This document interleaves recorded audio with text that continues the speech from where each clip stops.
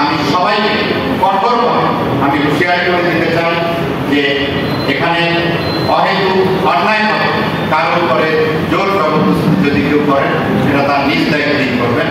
মোরেলগঞ্জে নির্বাচনী ইস্যুতে কোনো প্রকার সহিংসতা হলে তা কঠোর হস্তে দমনের নির্দেশ স্থানীয় এমপির।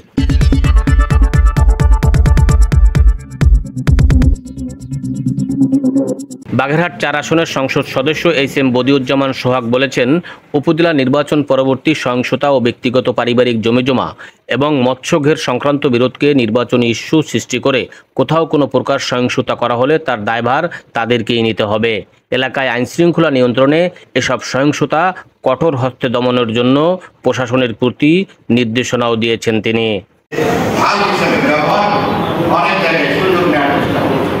এই ব্যাপারে আইন শৃঙ্খলা রক্ষাকারী বাহিনী কঠোর অবস্থানে থাকবে এবং যদি কেউ আপনারা এই ফাঁদে পড়েন তাহলে আমাদের কোনো দায় থাকবে না। আইন শৃঙ্খলা রক্ষাকারী বাহিনী সঠিক ব্যবস্থা গ্রহণ করবে।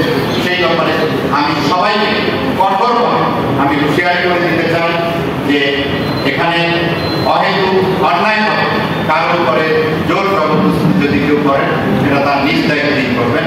এখানে আপনারা উপজেলা নির্বাচন কেউ ঢাল হিসাবে ব্যবহার করবেন না।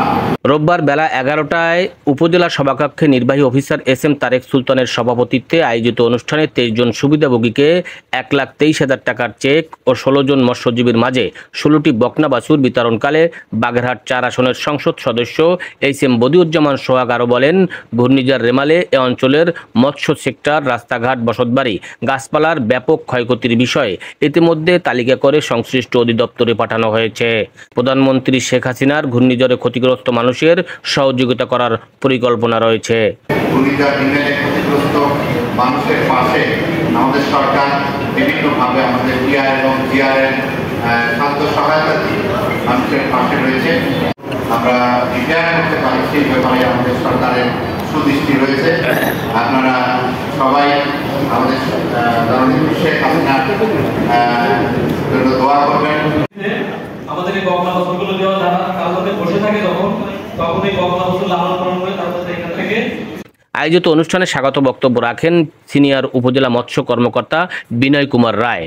এই সময় উপস্থিত ছিলেন নবনির্বাচিত উপজেলা চেয়ারম্যান বীর মুক্তিযোদ্ধা লিয়াকত আলী খান, উপজেলা আওয়ামী লীগ সাধারণ সম্পাদক ও বাগেরহাট জেলা পরিষদ সদস্য এম এমদাদুল হক, নবনির্বাচিত ভাইস চেয়ারম্যান মোহাম্মদ রাসেল হাওলাদার, মহিলা ভাইস চেয়ারম্যান আজমিন নাহার, বাগেরহাট জেলা মৎস্যজীবী লীগের সাধারণ সম্পাদক ও union chairman Mohammad Shahjahan Ali Khan, union chairman বীর মুক্তিযোদ্ধা আব্দুর রাজ্জাক মজুমদার, মোহাম্মদ হুমায়ুন কবির মোল্লা, মোহাম্মদ রিপন হোসেন তালুকদার সহ বিভিন্ন প্রশাসনিক কর্মকর্তা ও রাজনৈতিক নেতৃবৃন্দ।